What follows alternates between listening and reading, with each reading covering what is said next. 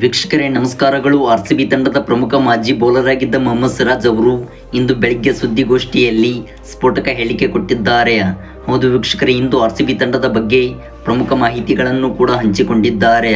ವೀಕ್ಷಕರೇ, ಈ ವಿಡಿಯೋದ ಸಂಪೂರ್ಣ ಅಪ್ಡೇಟ್ಸ್ ಬಗ್ಗೆ ತಿಳಿದುಕ್ಕಿಂತ ಮುಂಚಿತವಾಗಿ ನೀವು ಆರ್ಸಿಬಿ ತಂಡದ ಅಪ್ಪಟ ಫ್ಯಾನ್ಸ್ ಆಗಿ ಕಂಡು ಬಂದಲ್ಲಿ ಈ ಕೂಡಲೇ ಈ ವಿಡಿಯೋಗೊಂದು ಲೈಕ್ನ ವ್ಯಕ್ತಪಡಿಸಿ. ಹೌದು, ನಿಮ್ಮಿಂದ ಈ ವಿಡಿಯೋಗೆ ಕೇವಲ 50 ಲೈಕ್ಸ್ಗಳನ್ನು ವ್ಯಕ್ತಪಡಿಸುತ್ತಿದ್ದೇವೆ. ಮತ್ತು ಮೊಹಮ್ಮದ್ ಸಿರಾಜ್ ಅವರು ಈ ವರ್ಷ ಆರ್ಸಿಬಿ ತಂಡದಲ್ಲಿ ಆಡಬೇಕಿತ್ತೆಂದರೆ ದಯವಿಟ್ಟು ಕಾಮೆಂಟ್ ಬಾಕ್ಸಲ್ಲಿ ಪ್ರತಿಯೊಬ್ಬರೂ ಕೂಡ ಎಸ್ ಎಂದು ಟೈಪ್ನ ಮಾಡಿ ಅವರ ಮೇಲೆ ಇರುವಂಥ ಅನಿಸಿಕೆಗಳನ್ನು ಹಂಚಿಕೊಳ್ಳಿ. ವೀಕ್ಷಕರೇ, ಇಂದು ಬೆಳಿಗ್ಗೆ ಸುದ್ದಿಗೋಷ್ಠಿಯಲ್ಲಿ ಮಾತನಾಡಿದ ಮೊಹಮ್ಮದ್ ಸಿರಾಜ್ ಅವರು ಆರ್ಸಿಬಿ ತಂಡದ ಬಗ್ಗೆ ಸ್ಫೋಟಕ ಹೇಳಿಕೆ ಕೊಟ್ಟಿದ್ದಾರೆ. ಹೌದು, ಆರ್ಸಿಬಿ ತಂಡದ ಬಗ್ಗೆ ಮೊಹಮ್ಮದ್ ಸಿರಾಜ್ ಅವರು ಹೇಳಿದ್ದು, ಸರ್, ಒಂದು ಹಾಳೆಯಲ್ಲಿ ಬರೆದಿಟ್ಟುಕೊಳ್ಳಿ, ಈ 2025ರಲ್ಲಿ ನಮ್ಮ ಆರ್ಸಿಬಿ ತಂಡವೇ ಫೈನಲ್ ಗೆಲ್ಲುವುದು ಮತ್ತು ಈ ವರ್ಷ ಆರ್ಸಿಬಿ ತಂಡವು ಬಲಿಷ್ಠವಾಗಿ ಕಾಣುತ್ತಿದೆ ಮತ್ತು ನಮ್ಮ ವಿರುದ್ಧ ಸೋತಿರಬಹುದು, ಆದರೆ ಮುಂದಿನ ಪಂದ್ಯಗಳಲ್ಲಿ ಆರ್ಸಿಬಿ ತಂಡವು ಕಂಬ್ಯಾಕ್ ಮಾಡುತ್ತದೆ.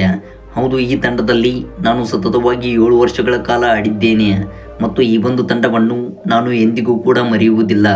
ಮತ್ತು ಪ್ರಮುಖವಾಗಿ ಈ ಒಂದು ತಂಡದಲ್ಲಿ 18 ವರ್ಷಗಳ ಕಾಲ ವಿರಾಟ್ ಕೊಹ್ಲಿ ಅವರು ಉತ್ತಮವಾದ ಆಟವನ್ನು ಆಡಿದರೂ ಕೂಡ ಒಂದು ವರ್ಷವೂ ಕೂಡ ಕಪ್ಪು ಗೆಲ್ಲಲು ಸಾಧ್ಯವಾಗಿಲ್ಲ.